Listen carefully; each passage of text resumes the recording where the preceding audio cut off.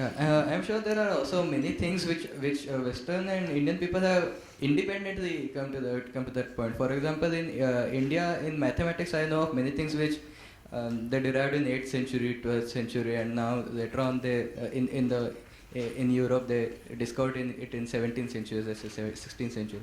So I'm sure that there are many other ideas and products also which fall into similar category. Sure.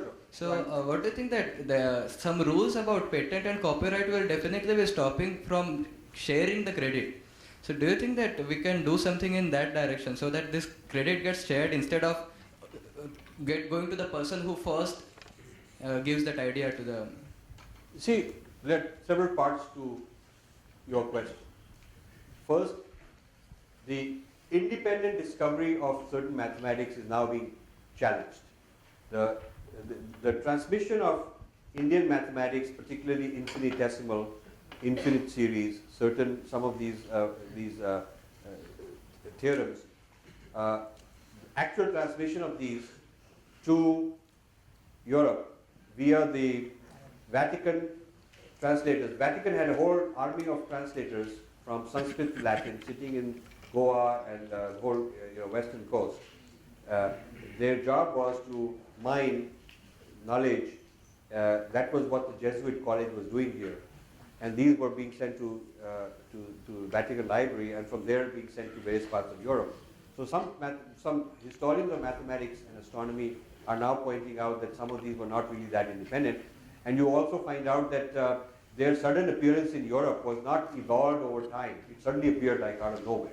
It was like a discontinuity of thought. But that's just one example. And let's take a general case of independent discovery, which was generally independent. The point is that the rules have to be the same everywhere. You cannot have different rules when it happens to be India. And if it is a idea from Plato or Aristotle or wherever, it will always be definitely credited. They will definitely make sure they credit it, even though some Indian might have some similar idea later. It will never be like that. It will never be that, okay, maybe it's an independent discovery. The history of ideas, there is a field called history of ideas. And the history of ideas tries to look at where an idea originated and how it traveled. So the fact that somebody else got it, whether he was influenced or got it, on his own or a little bit of both, the point is still to get an accurate history of that idea, you have to give credit to where it first originated. You can't ignore that. So I would say that if you look at the study of history of ideas, generally it's all Western ideas. It's like almost everything came from the West. That's what is taught. So I'm trying to balance that out, is what I'm trying to do. I have a question following to this. So please take the mic.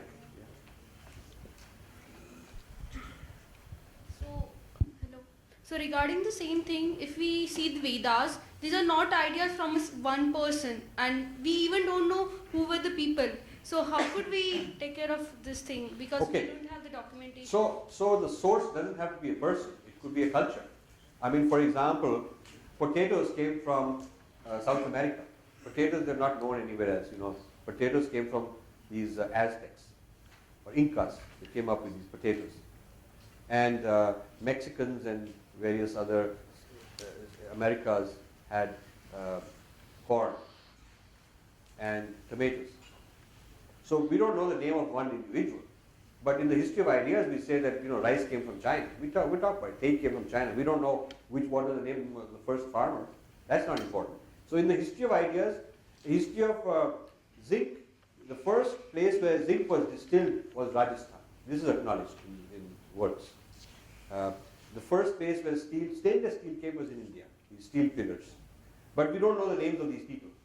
But that's true of so many ideas from so many parts of the world where it's acknowledged. It's acknowledged that Mesopotamia, they produced some agriculture, but we don't know the name of any farmer there. And so I don't think that not knowing the name of an individual should come in the way of acknowledging the culture, the civilization, the geographical source of an idea.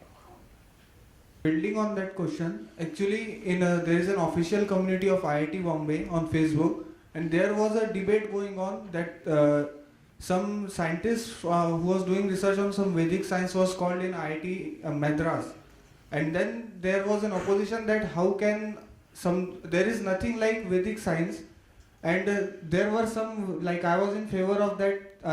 That was some nano metal research on some chemistry.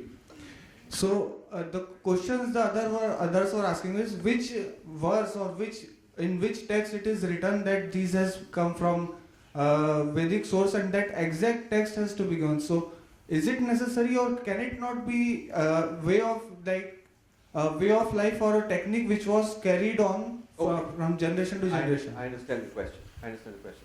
So the question is, do you need to, in order for it to have a source, in order to authenticate a source, do you need to have written evidence, written text, or can it be orally transmitted? I don't think that technology or science has to be written down to be valid. Okay, because writing is recent in human history. Oral traditions have been there for a very long time. The people who developed distillation of zinc, which was the first metal to be distilled in Rajasthan, they have retorts, they have all kinds of things. There is no written text which describes how they are doing. It is just physical evidence, archaeological evidence that they are doing this. You can go do all the tests, and they are taking zinc and distilling it and making pure zinc and then making alloys, and they're exporting it in large quantities to all over the world. It's an industry, but it doesn't have text to prove anything, and text is not required because some of the things are, like somebody came up with corn. It doesn't mean that there was a written source on how you grow corn. Green chilies, which we love in India, came from Mexico. Yeah. So, in the history of ideas, people give credit. And the credit is whether it is written or oral or just your heart ki safai and all that, you give credit. Yes, sir, because what is happening, some people are even if we search for Vedic mathematics page on Wikipedia, it doubts the credibility of like Shankaracharya ji has written that book. So, Vedic mathematics people are questioning that which verse in which way in which sentence says that, but he has said that the original book which was written by Shankaracharya in some around 1920s around somewhere. So he has given a very good techniques and which are not taught from the Western education which we have got. But still people are questioning. Okay, so in that case, I know about that example. One of the Shankaracharyas in the early 20th century developed this book. Okay, so whether he got it from earlier texts or whether it is his own original idea, the point is credit has to be given to him. He is the original source. Yeah, so he should, if the techniques were not known elsewhere, and he introduces new ways of doing mathematics in the early 20th century, then it can certainly be credited to him as, like any mathematician, he is a mathematician who produced something new. And whether he relied on old things or whether he got a vision or a dream or whatever he did is not relevant. It is his discovery. You should not put an unnecessary burden on him to find out, to tell us where he got it from. The point is he did something nobody else had done before, and that should be good enough. Actually, I know what he had said. He had called it as Vedic because he said it is a fundamental research. So that's why he is calling as Vedic. He is not referring that it was from any Veda. So it can also be a matter of terminology. So people are not contesting the original source is him. People are only contesting whether it should be called Vedic or whether it should be called Shankaracharya's discovery. It's just a terminology. And here, I agree with the critics to some extent that you cannot take everything that is in Indian and call it Vedic. There's a tendency to overdo the Vedic origins of everything. I mean, there's things that have come from Tantras. There are things that have come from Sankhya. There's other kind of sources of knowledge besides Vedas. Not all of Hinduism is Vedas. And certainly not all of Indian thought is Vedas.